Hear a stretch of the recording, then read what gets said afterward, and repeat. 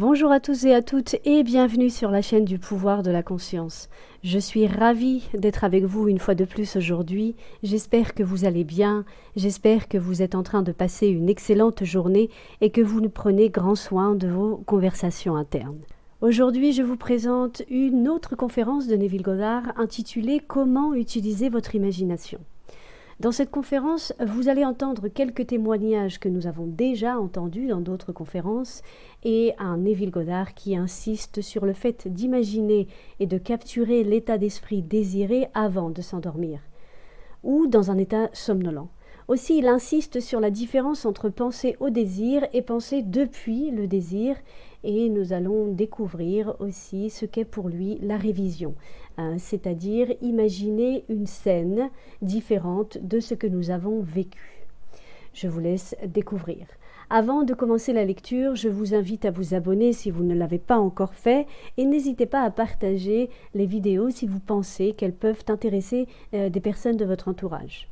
Sans plus attendre et en vous remerciant comme d'habitude de votre temps précieux, commençons avec la lecture.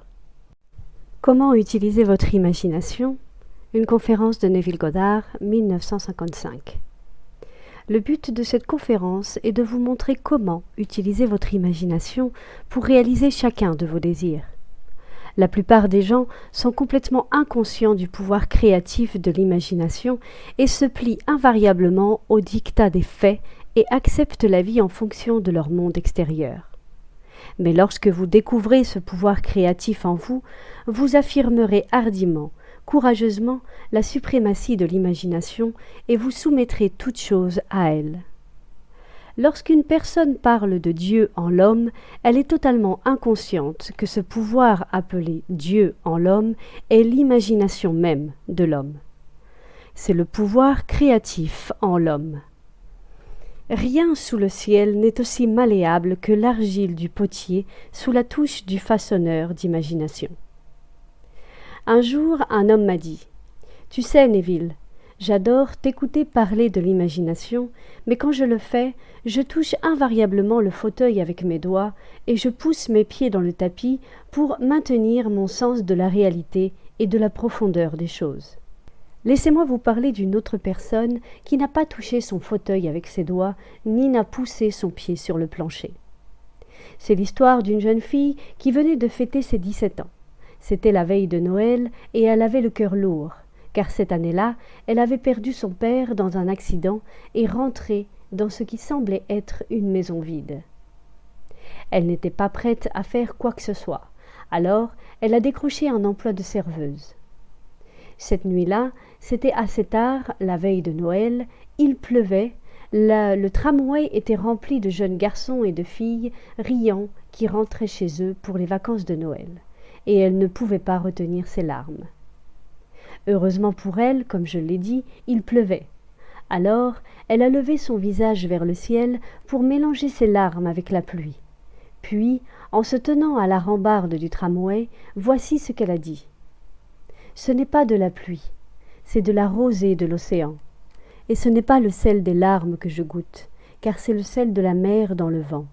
Et ce n'est pas San Diego, c'est un bateau, et j'entre dans la baie de Samoa. » Et là, à ce moment même, elle a ressenti la réalité de tout ce qu'elle avait imaginé.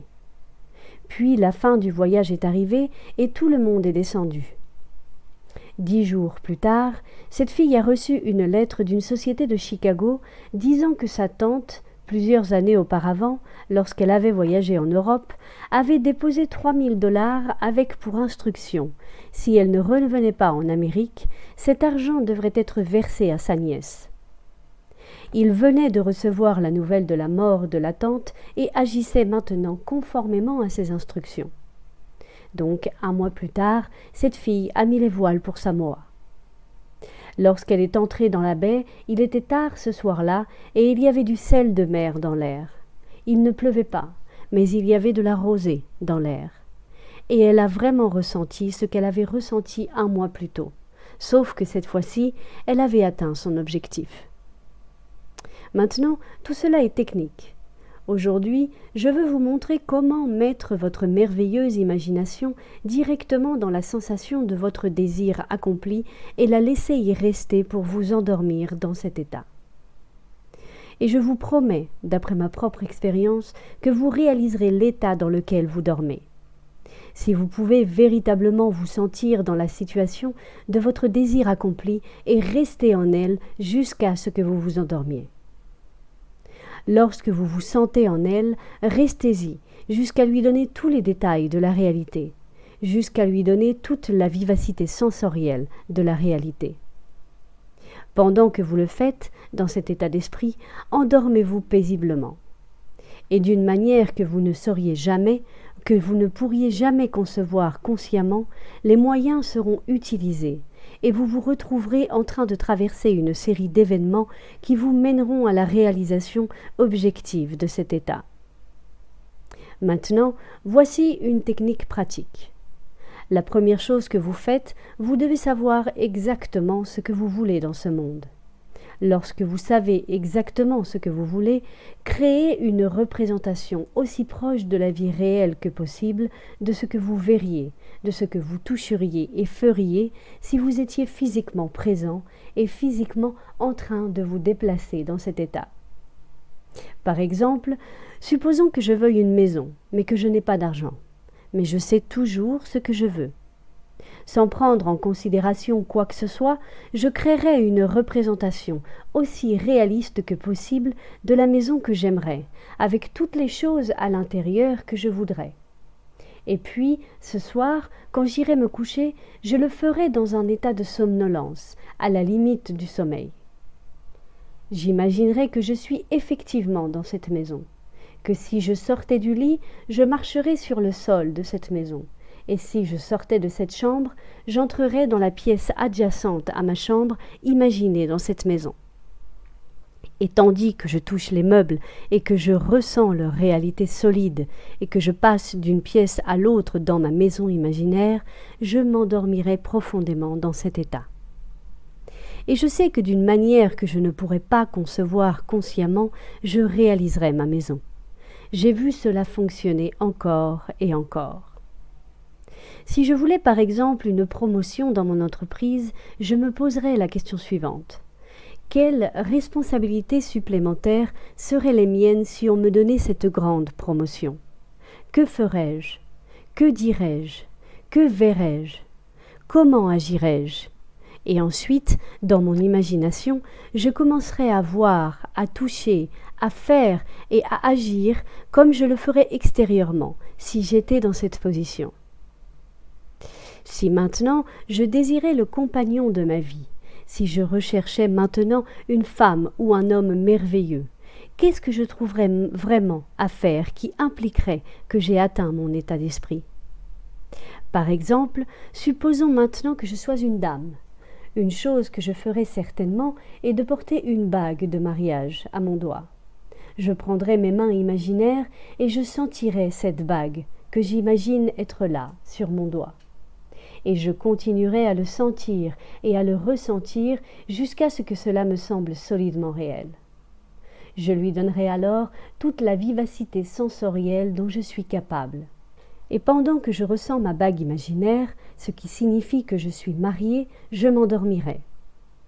Cette histoire nous est racontée dans le Cantique des Cantiques, ou le Cantique de Salomon, où il nous est dit « De nuit dans mon lit, j'ai cherché celui que mon âme aime, j'ai trouvé celui que mon âme aime, et je ne le laisserai pas partir avant de l'avoir ramené chez ma mère, dans la chambre où je suis née. » Si je prenais ce beau poème et le mettais en français moderne, en langage pratique, cela serait ceci.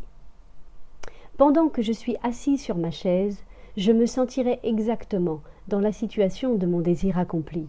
Et après l'avoir ressenti, je ne le laisserai pas partir. Je conserverai cet état d'esprit vivant, et c'est dans cet état d'esprit que je m'endormirai. Ce serait amené chez ma mère dans la chambre où je suis née. Comme vous le savez, les gens sont totalement inconscients de ce pouvoir fantastique de l'imagination. Mais lorsque l'homme commence à découvrir ce pouvoir en lui, il ne joue plus le rôle qu'il jouait auparavant. Il ne retourne pas en arrière pour devenir un simple reflet de la vie. Désormais, il influence la vie. Le secret est de centrer votre imagination sur la sensation du désir accompli et d'y rester. Car c'est dans notre capacité à vivre dans la sensation du désir accompli que réside notre capacité à vivre une vie plus abondante. La plupart d'entre nous ont peur de s'imaginer en tant qu'individus importants, nobles, sûrs de leur contribution au monde, simplement parce que, dès que nous commençons notre supposition, la raison et nos sens nient la vérité.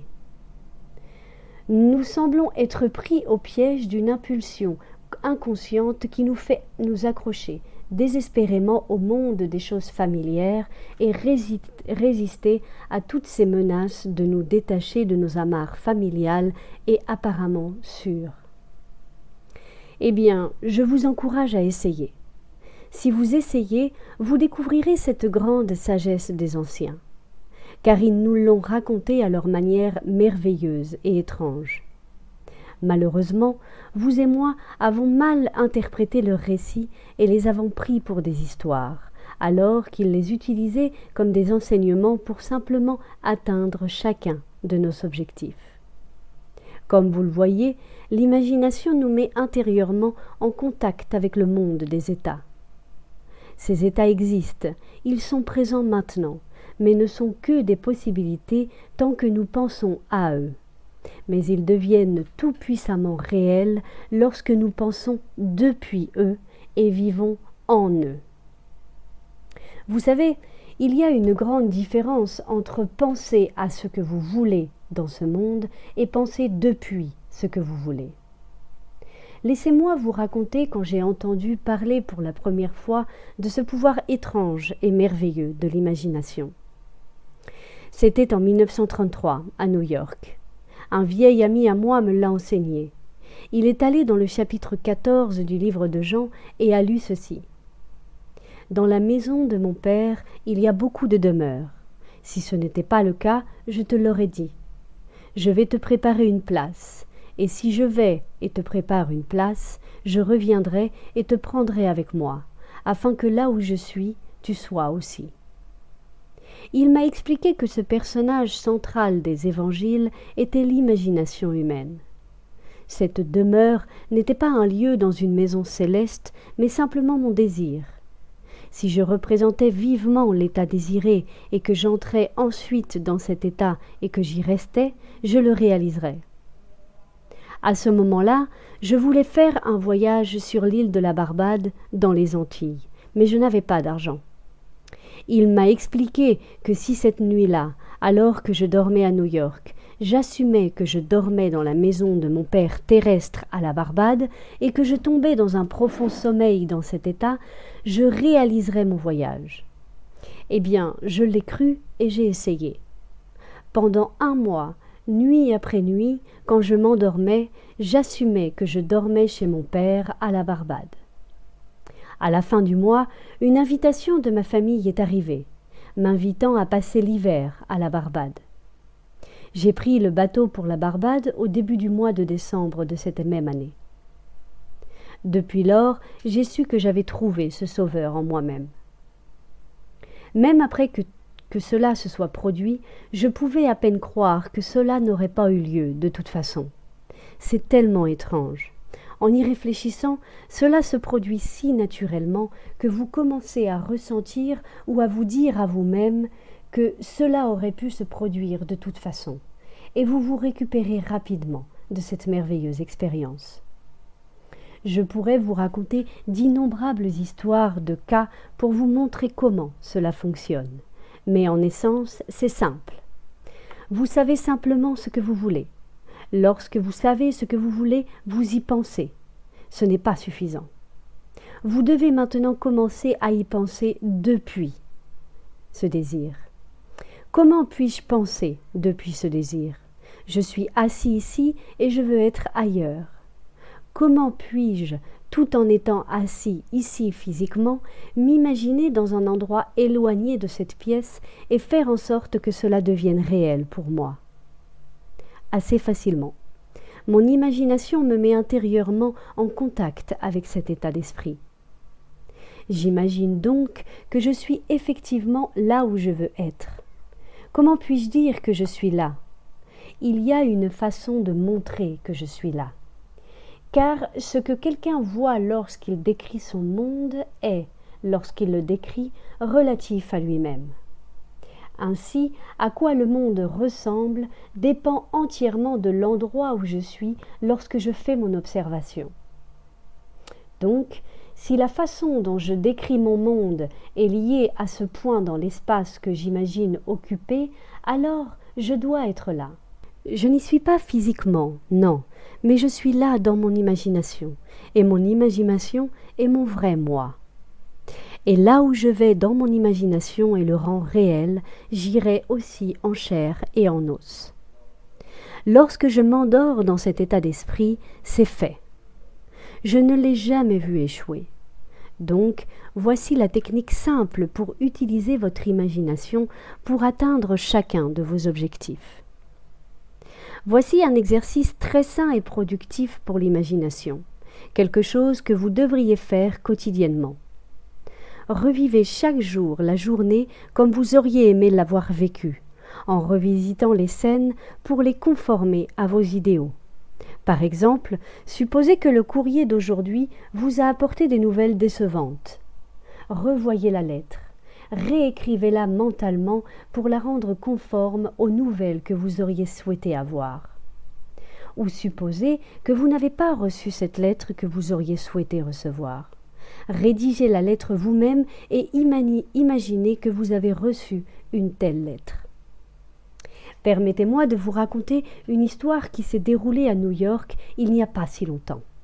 Assise dans mon auditoire, il y avait une dame qui m'avait entendue de nombreuses fois, et je racontais l'histoire de la révision, que l'homme, ne connaissant pas le pouvoir de l'imagination, s'endormait à la fin de sa journée fatigué et épuisé, acceptant comme définitif tous les événements de sa journée.